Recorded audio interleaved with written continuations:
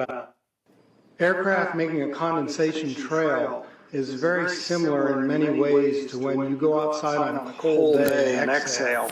You create a condensation trail. That little cloud is a condensation trail. Now, if you take a 2-mile walk on a cold day, and you can turn around and you can see your condensation trail tracking all the way back for 2 miles. That's how crazy it is to think that what we're looking in the sky is actually condensation trails. The contrails, not the chemical, the contrails occur because of cold air, minus 30. It takes high altitude, around 30,000 feet plus. There's carbon dioxide and water vapor in that exhaust. That turns to ice crystals, and that's what you see, the white stream behind it. Those white crystals of ice warm up, dissolve, and the smoke goes away. And it never lasts more than a minute. What we're seeing now, and I first could not believe it, and I started looking at the skies, and these are not normal, they're not natural. There's something going on. I don't know who it is or why they're doing it. All I can testify is it's not natural and it's not normal. It's got to be some outside influence doing that. Thank you. I'm here to give you testimony that chemtrails, they're not contrails, are indeed real. They're spraying almost every day. I watch the clouds and watch the spraying program going on. I want to tell you that we're in very great danger from the pollution that's coming down over us. And we've been led astray by the military-industrial complex, and they're responsible for the cloud creation and weather manipulation programs. They're dark operations. That's why they're not out in the media. I look around and I see people are starting to look up and see this. Many times I've spoken about chemtrails, and I get this blank look on my face. What are you talking about? I'm saying, look up. As a pilot, before I fly, I look up. And so, boy, they're really out there working. When you look up at the sun and you see a white haze, that is aluminum floating in the air right now, and it's coming from the aircraft. There's a huge amount of aluminum being found because these sprays have aluminum, strontium, barium, manganese. And there's a lot of argument that aluminum is very common to be found. But aluminum is only common in a bonded form. It's not common in a free form, and we're finding high rates of free aluminum in the soil, which is not natural. The metal compounds that are being used are environmentally dangerous. We need to be monitoring them. We need to be testing them. Okay, these previous guys, I watched exactly what they do, and yes, they are correct. I've seen exactly the same stuff, so ditto marks on those. You want some figures? Okay, latest water test. Tested the rain. 13,100 micrograms per liter of aluminum in the rain in 2013. Normally, it should be 0. So 13,100 is pretty damn much, folks. It used to be 0, then it was 100s in the 2000s. And then since 2010, it's into the 1,000s and the latest 13,100. In the snow on Mount Shasta, pristine Mount Shasta, 61,000 micrograms per liter, 4 times the amount that is found in the soil up there. Where in the hell is this stuff coming from if it's not coming from the soil? We have clouds in the sky we've never seen before. Almost every day I'm seeing clouds I've never seen before. And NASA has been even named a few of these new clouds. It's really interesting, but NASA is a corporation. I want you to know that. NASA has also conducted a research program in what they call metallized fuels. We're actually putting aluminum oxide right in the fuel because it has 2 atoms of aluminum and 3 atoms of oxygen. So during the combustion process, it releases all that oxygen and dramatically increases efficiency, but it leaves the aluminum in the air. We got things coming from sky down, and it's a huge, huge problem. Because as it comes down, what happens is a couple of things. Is that it actually is in our air, we breathe it. And as we breathe it, it's actually going to go up through our nostrils, into our brain, easiest access to our brain frontal lobe.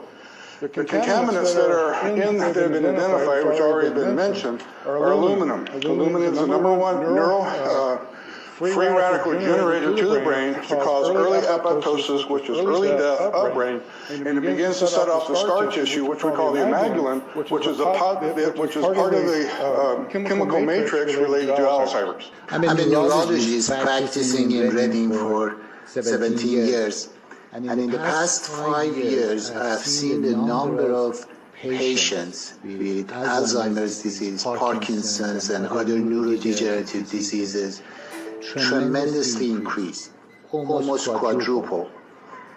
I became interested in chemtrails about 8 years ago when I was in Hawaii, and the Hawaiians are really being very vocal about it.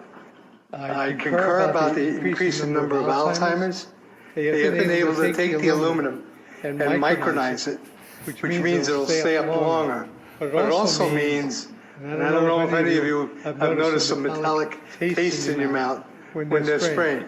But you inhale that, it goes up through your cribriform plate and into through your sinuses and into the brain. As you heard, to spray nanoparticles, very small particles. These nanoparticles, they basically trigger a programmed cell death in the brain. And that is the ultimate path we see in Alzheimer's. That's problem number one, because when we look at the Alzheimer issue, we say those are the old. The real problem is, and the real scare I have, is as I am a father of two, I'm a grandfather of three. So the drama is our children. ADD started in the 70s. Autism was not on the radar. There was no documents, there was no information. It was 1 in 100,000 children. Today, what we have is 1 in 48 boys. I was part of the early group that was looking for aluminum in ADD and ADHD. And all of those children that started to develop those phenomena had high levels of aluminum.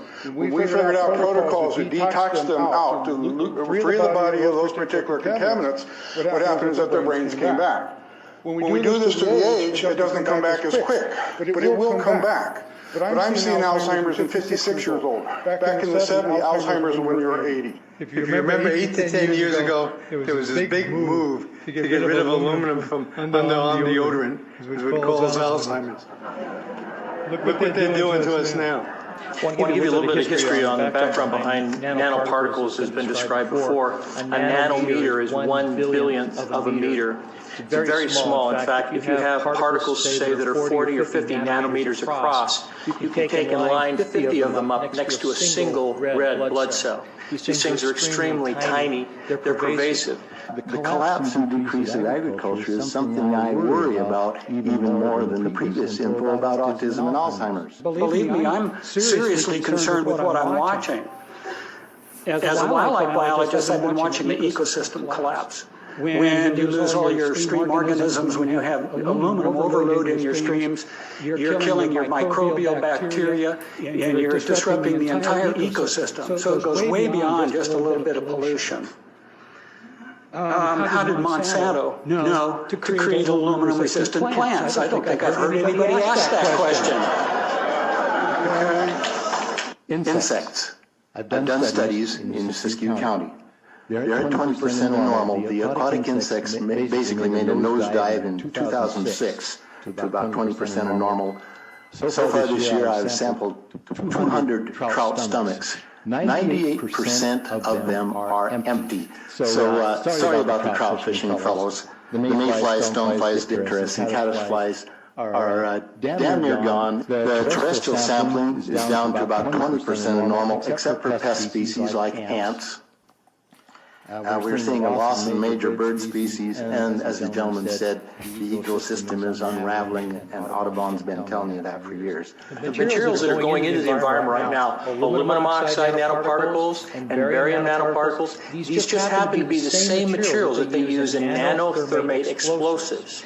And so when this stuff settles down out of the air into the environment, it is small enough to be absorbed through the root structure of the trees in the forest. And so when there's a forest fire, and there will be a forest fire, those fires burn dramatically hotter. The point is that the cost of firefighting, the cost in the healthcare system have nearly doubled in the last 10 years. The amount of acreage is lost because of fires. The impact on human health is dramatic. I personally tested water and aluminum, and I found aluminum had 47 times the normal expected amounts.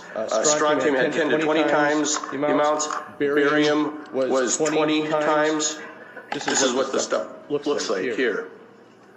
I collected it. Most people just think it's a cobweb, but I tested it. It has outrageous amounts of barium, strontium, and aluminum, but they destroy the sample, so I'm not letting this get away from me. These tests are international. in scope. We're seeing this all over the world, guys.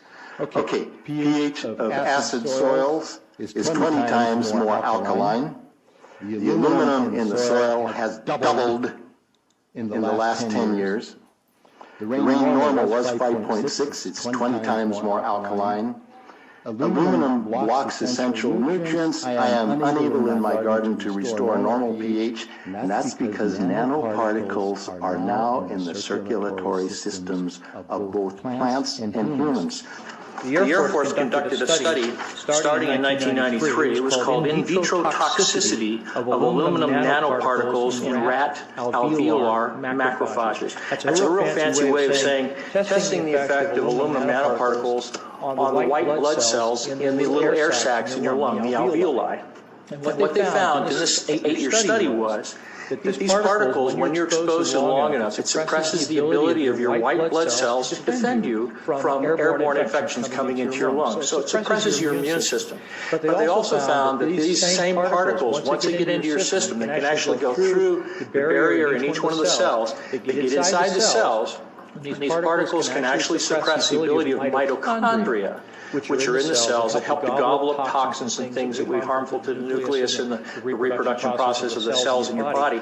These processes are suppressed, and so essentially by breathing this material in, your immune system is dramatically suppressed. I wrote to the federal government because Air Force wrote a book, and on the first page of the book, they said, we're going to control the weather by the year 2025. I asked them, what are they doing, spraying these chemicals on the public? I said, there's violation of United States Code 50 USC 1520, which prohibits the American government from experimenting on the U.S. citizens with chemical agents.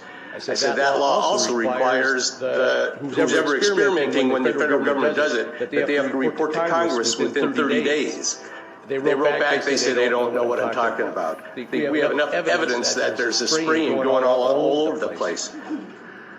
We were warned about the takeover of our freedoms by the military-industrial complex by both Eisenhower and Kennedy. They're gaining traction on us, folks.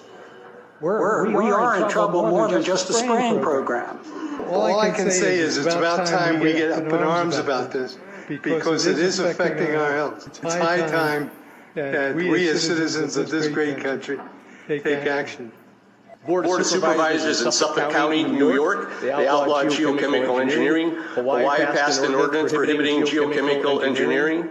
I urge you to bar geoengineering in Shasta County and pass an ordinance. At least ask some damn questions. What the hell is all this aluminum doing here? Why are the trees dying, fishes dying? Why is there Alzheimer and aluminum spiking? And why are these fibers on the ground here in Shasta County? Thank you. Thank you, Mr. Mormon.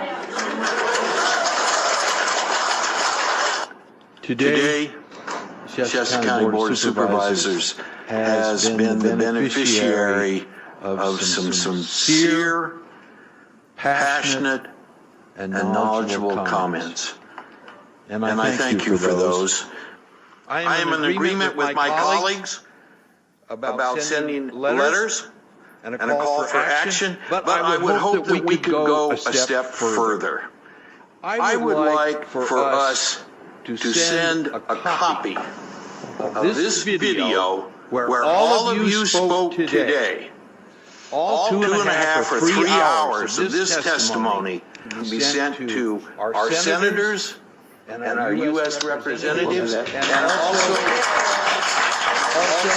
our representatives in the state of California. Let them listen to the passion that came out of this meeting today. Thank you. You have the motion in front of you. I think it's understood. All in favor, say aye. Aye. Any opposition? Motion passes unanimously.